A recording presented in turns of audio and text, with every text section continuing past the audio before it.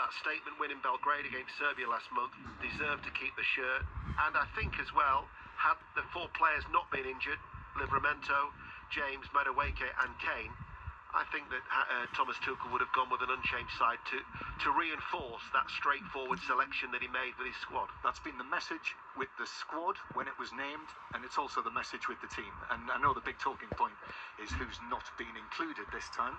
And there may or may not be a message. I think there probably is a message in that. But first and foremost, it is the continuity. And the message is that they want this England team to play with the same style that we saw in Serbia. And they do know that they'll have to adapt to different opponents. In Wales here tonight, a different structure.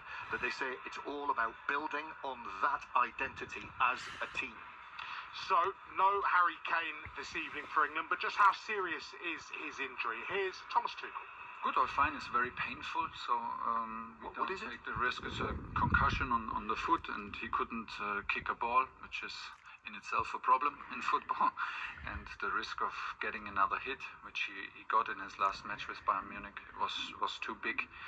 So we gave him a bit of time to be fully fit for Latvia. We heard from Craig Bellamy here, who was talking about how they're here to play their brand of football. He said, if you play deep against England, it's like you'll go for a slow death. I know you said the other day it was a complicated match. What are you thinking? Yeah, because they're well coached, and doesn't surprise me. I think they will try to implement their style. They're very well coached, very, very well drilled. It's complicated to play against them. It's a different structure, like in our games until now. It's not a 5-4-1. It's not a deep block. I think they will attack us high. They attack with 4 or 5 players up high the pitch. So we need to be very well aware of that. It's difficult to press them because they are, like I said, they have very high level of ball possession. They played a very strong match in Belgium. That was maybe the benchmark. So even when they go down, they never stop with their patterns. So it's a very well drilled team, and we need to match their intensity. We need to match their the same effort before we can decide the match with quality. And I know you've bought into all sorts of things that we do here in this country, but this is a new one for you, isn't it? What we used to call a home international. You know, a very British occasion. Going to be 6,000 or 7,000 Welsh fans inside the ground tonight.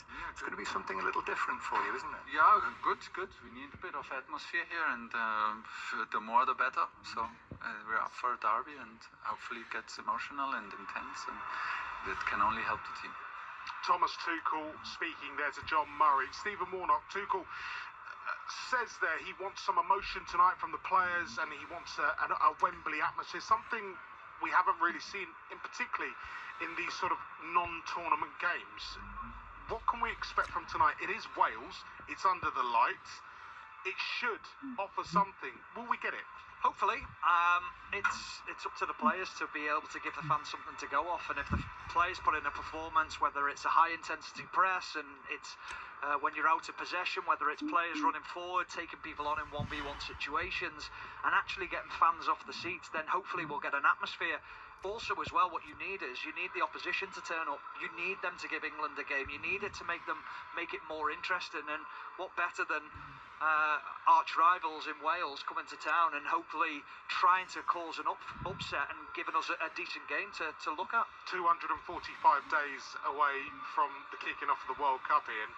I just wonder, in terms of this squad selection, this lineup, what does it mean for certain individuals in there? Jed Spence making his first senior start for his country. John Stones coming back after that really revealing article on the BBC Sport website when he talked about contemplating retirement, making his first England start for a year. Ollie Watkins in there, Declan Rice captain in the side. Well, I've mentioned a couple of times this week regarding the World Cup and John Stones that it's fascinating that Thomas Tuchel has said there are no guarantees, and yet John Stones is guaranteed. You know, Thomas Tuchel thinks the world of him. He says he's got the whole package.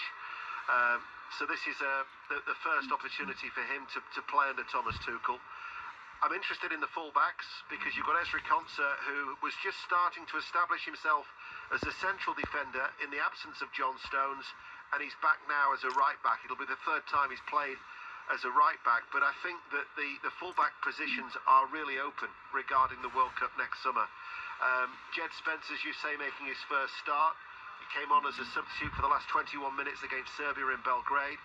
I'd be a little bit concerned if I was Miles Lewis-Skelly, because he's only in the squad because of the last one being 3.5 weeks ago, and Thomas Tuchel issued a warning last week by saying being a good citizen will not guarantee you a place in that World Cup squad next summer. And the fact that he's not starting games for Arsenal, that lack of game time in the Premier League, might mean that the youngster could be struggling at this stage as we view it.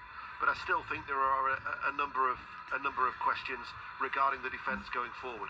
Just under half an hour away from kick-off here, under the arch at Wembley, which is filling up nicely. Up north and over the border, Scotland take on Greece in what is a vital World Cup qualifier for them tonight at Hampden.